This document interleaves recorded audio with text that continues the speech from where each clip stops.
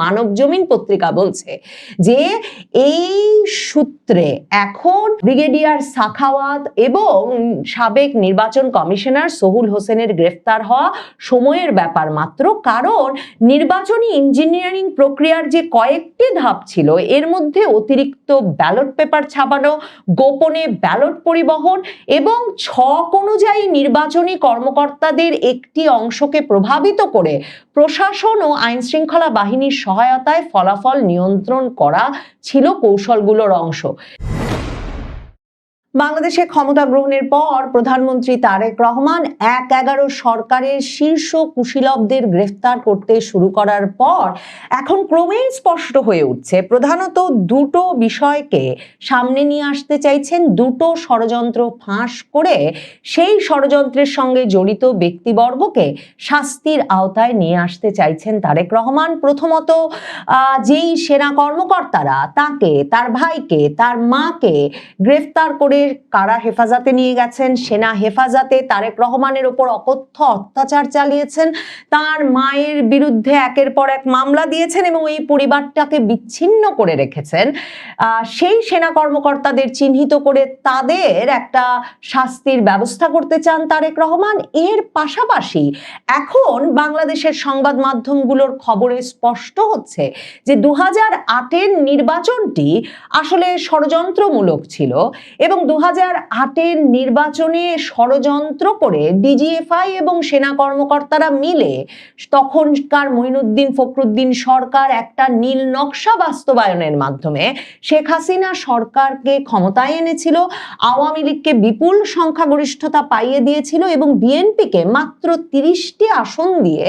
একটা অকার্যকর বিরোধী দলে পরিণত করেছিল। এই নীল নকশা সামনে নিয়ে আসতে চাইছেন তারেক রহমান। তারেক রহমানের মা খালেদা জিয়া বিভিন্ন সময়ে প্রকাশ্যে বলেছেন যে মঈনুদ্দিন ফখরুদ্দিনের সঙ্গে এক রকমের যোগসাজশ করে এই শেখ হাসিনা ১/১১ সরকারের পর ক্ষমতায় এসেছিলেন। কিন্তু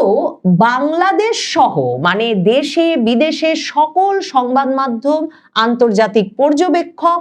এবং নির্বাচনী পর্যবেক্ষকরা 2008-এর নির্বাচনটিকে বরাবর বাংলাদেশের সবচেয়ে গ্রহণযোগ্য নির্বাচনগুলোর মধ্যে একটি হিসেবে গণ্য করে এসেছে। অথচ এখন বাংলাদেশের বিভিন্ন সংবাদ মাধ্যমে বরাবরের মতো সম্পাদকেরা সক্রিয় হয়ে উঠেছেন এবং এমন খবর দিচ্ছেন যে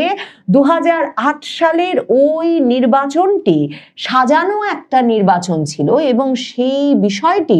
অবশেষে এখন প্রকাশ পেতে শুরু করেছে। এখন আমার দেশ পত্রিকার সম্পাদক মাহমুদুর রহমান লিখছেন যে 2007 সালের 1/11 সরকার গঠিত হওয়ার পর মার্চ মাসে 7ই মার্চ গ্রেফতার হওয়ার আগেও তারেক রহমান তাকে ফোন করেছিলেন। গ্রেফতার হওয়ার কয়েকদিন আগে বাংলাদেশের জাতীয় সংসদের বর্তমান হুইপ এবং তখন তারেক রহমানের যিনি ব্যক্তিগত পিএস ছিলেন নুরুদ্দিন অপু, তার মাধ্যমে ফোন করেছিলেন মাহমুদুর রহমানকে এবং ফোন করে জিজ্ঞেস করেছিলেন তারেক রহমান মাহমুদুর রহমানের কাছে পরামর্শ চেয়েছিলেন যে মঈনুদ্দিন ফখরুদ্দিনের কাছ থেকে, মঈনু আহমেদ এবং মাসুদ উদ্দিনের কাছ থেকে তার কাছে প্রস্তাব এসেছে, হয় তিনি বিদেশে নির্বাসনে চলে যেতে পারেন, না হলে কারাবরণ করতে পারেন। এখন মাহমুদুর রহমান লিখছেন যে তিনি তখন তাকে পরামর্শ দিয়েছিলেন তারেক রহমানকে যে যদি বাবা মায়ের মতো রাজনীতিতে থাকতে চান তাহলে যেন তিনি কারাবরণ করেন এবং এরপর 7ই মার্চ কারাবরণ করেন তারেক রহমান এবং ব্যাপক নির্যাতনের শিকার হন। 2008 সালের সেপ্টেম্বরে গিয়ে অবশেষে তিনি তার মায়ের সঙ্গে সেনা কর্মকর্তাদের একটা দর কষাকষি সমঝোতা, গোয়েন্দা কর্মকর্তাদের এক রকমের আলাপ আলোচনার ভিত্তিতে মুচলেকা দিয়ে এক রকমের রাজনৈতিকভাবে নির্বাসনে যান 17 বছরের জন্য 2008 সালের সেপ্টেম্বরে এসে। যেই প্রক্রিয়া সম্পর্কে আবার জেমস এফ মরিয়ার্টি, তখনকার মার্কিন রাষ্ট্রদূতের তার বার্তা এবং মওদুদ আহমেদের কারাগারে কেমন ছিলাম এই বইয়ে উল্লেখ পাওয়া যায়। এই যে তারেক রহমানের এই পরিস্থিতি, এই নিয়ে লিখতে গিয়ে ১/১১ দুঃসময় ভোলা যায় না। এ প্রসঙ্গে লিখতে গিয়ে মাহমুদুর রহমান সুস্পষ্টভাবে বলেছেন যে সে সময় যে ভারতীয় গোয়েন্দা সংস্থার তৎপরতায় ডিজিএফআই এবং সেনা কর্মকর্তারা একটা সাজানো নির্বাচন করেন, যার মাধ্যমে তারা আওয়ামী লীগকে এক ব্যাপক সংখ্যাগরিষ্ঠতা, নিরঙ্কুশ সংখ্যাগরিষ্ঠতা এনে দেওয়া নিশ্চিত করেন। মানব জমিন পত্রিকা এর চেয়েও বিস্ফোরক এক প্রতিবেদন ছেপেছে। মানব জমিন পত্রিকা লিখছে, এখন কারাগারে আটক যে দুই জেনারেল মাসুদ উদ্দিন চৌধুরী আর জেনারেল মামুন খালেদ, তারা সুস্পষ্টভাবে রিমান্ডে গিয়ে জিজ্ঞাসাবাদের সময় একথা উল্লেখ করেছেন যে ২০০৮ সালের নির্বাচনটিতে আওয়ামী লীগকে ক্ষমতায় আনতে তারা নানা রকম কৌশল অবলম্বন করেছিলেন এবং এর মধ্যে একটা কৌশল ছিল অতিরিক্ত ব্যালট পেপার ছাপানো,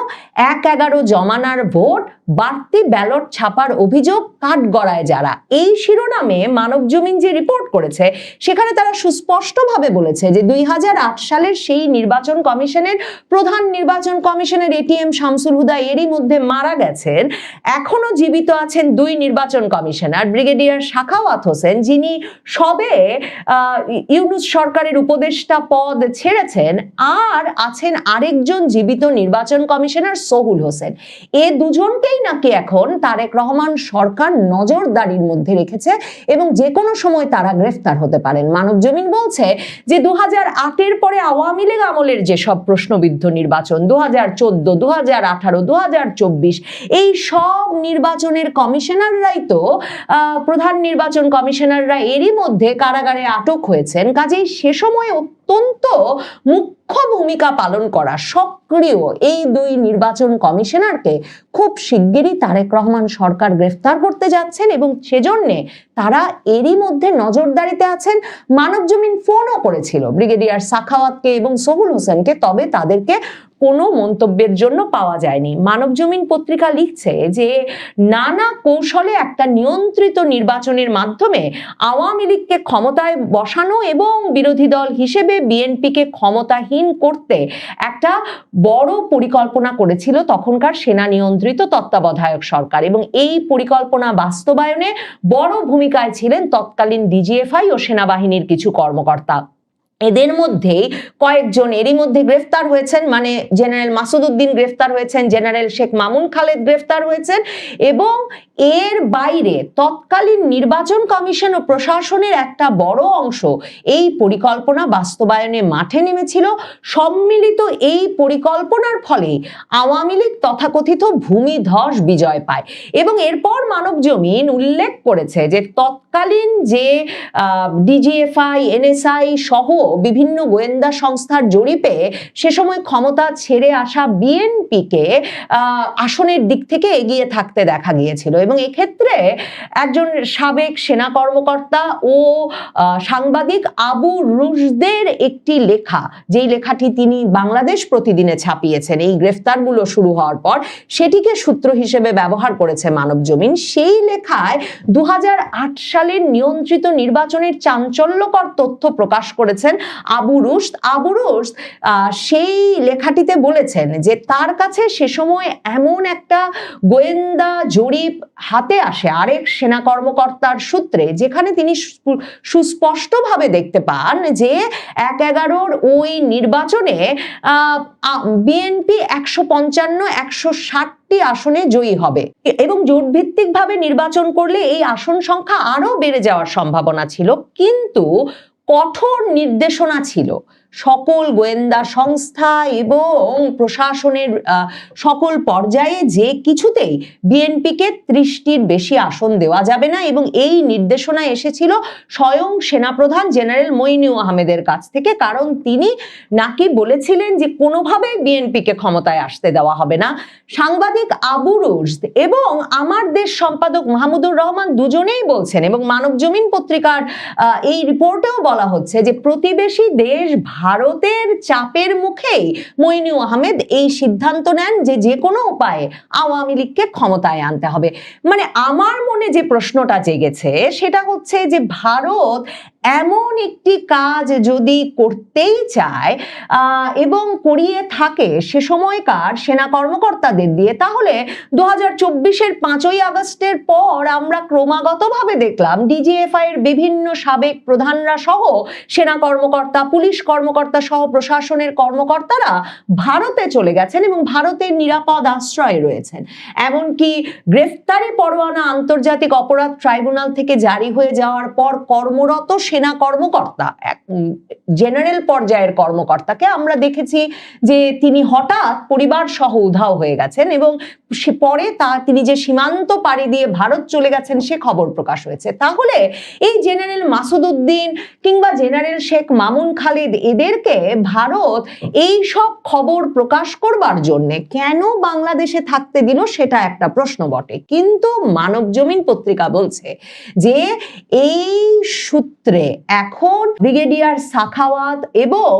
সাবেক নির্বাচন কমিশনার সোহুল হোসেনের গ্রেফতার হওয়া সময়ের ব্যাপার মাত্র, কারণ নির্বাচনী ইঞ্জিনিয়ারিং প্রক্রিয়ার যে কয়েকটি ধাপ ছিল এর মধ্যে অতিরিক্ত ব্যালট পেপার ছাপানো, গোপনে ব্যালট পরিবহন এবং ছক অনুযায়ী নির্বাচনী কর্মকর্তাদের একটি অংশকে প্রভাবিত করে প্রশাসন ও আইন শৃঙ্খলা বাহিনীর সহায়তায় ফলাফল নিয়ন্ত্রণ করা ছিল কৌশলগুলোর অংশ। মানবজমিন পত্রিকা লিখছে যে 2008 সালের পাতানো নির্বাচনের অন্যতম কুশীলব তৎকালীন নির্বাচন কমিশনের 2 সদস্য ব্রিগেডিয়ার সাখাওয়াত হোসেন এবং সোহুল হোসেন এখন নজরদারিতে আছেন বলে তারা বিভিন্ন সূত্রে জানতে পেরেছে। মানবজমিন জানাচ্ছে যে এই সোহুল হোসেন তিনি আওয়ামী লীগ আমলে আওয়ামী লীগের টিকিটে নির্বাচনও করতে চেয়েছিলেন, তবে আওয়ামী লীগের তরফে তাকে কোনো মনোনয়ন দেওয়া হয় নাই। এখন এই যে জেনারেল মাসুদ উদ্দিন চৌধুরী এবং জেনারেল শেখ মামুন খালেদের বরাতে রিমান্ডে দেওয়া তথ্যের ভিত্তিতে যে বেরিয়ে আসছে যে সে সময় অতিরিক্ত ব্যালট পেপার ছাপিয়ে এবং সুনির্দিষ্ট আসনে ওই অতিরিক্ত ব্যালট ব্যবহার করে নির্বাচন ইঞ্জিনিয়ারিং এর মাধ্যমে ফলাফলটা নিয়ে আসা হয়েছিল, তার দায় তৎকালীন কমিশনের জীবিত 2 কমিশনারের ওপরেই বর্তায় এবং 1-11-2 অন্যতম কুশীলব লেফটেন্যান্ট জেনারেল মাসুদ উদ্দিন চৌধুরী ও লেফটেন্যান্ট জেনারেল শেখ মামুন খালেদ রিমান্ডেও এ সংক্রান্ত তথ্য দিচ্ছেন বলে গোয়েন্দা সূত্র মানবজমিনকে জানিয়েছে। এই যে চুক্তির আলোকে একটা পাতানো নির্বাচনের মধ্য দিয়ে আওয়ামী লীগকে ক্ষমতায় বসানো হয়েছে,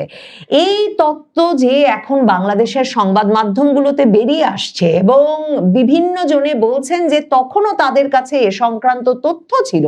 এবং এর মাধ্যমে সরাসরি ভারতের দিকে এক রকমের আঙুল তোলা হচ্ছে যে এটা একটা ভারতের ষড়যন্ত্রেরই ফসল বটে। প্রশ্ন জাগে যে একই সঙ্গে তারেক রহমান এবং ভারত সুসম্পর্ক রক্ষা আর ভারতের কারসাজিতে 2008-এর নির্বাচন হয়েছিল আর 1-11 ঘটেছিল সে কথা বলে 1-11-র কুশীলবদের বিচার করা তারেক রহমানের পক্ষে, প্রধানমন্ত্রী তারেক রহমানের পক্ষে, তার সরকারের পক্ষে সম্ভব হবে কিনা। প্রশ্ন জাগে যে যদি ভারত সরকার, তৎকালীন ভারত সরকার এত বড় ষড়যন্ত্র করে বিএনপিকে এক রকমের রাজনীতিতে অকার্যকর করে ফেলবার সকল ব্যবস্থা সম্পন্নই করে থাকে, তাহলে এত বছর বাদে এই 17 বছর বাদে ভারতেরই এক রকমের গ্রিন সিগন্যালে সহযোগিতায় সমর্থনে তারেক রহমানের পক্ষে বাংলাদেশে ফেরা সম্ভব হতো কিনা। মানে অনেকগুলো হিসেব নিকেশ মিলছে না। তবে এগুলো কি শুধুই বাংলাদেশের সংবাদ মাধ্যম বা বিশেষ বিশেষ সম্পাদকদের উৎসাহে লেখালেখি হচ্ছে কিনা, নাকি সত্যি তারেক রহমান 2008 সালের নির্বাচনটিকে ষড়যন্ত্র হিসেবে চিহ্নিত করে এরও বিচার চাইবেন,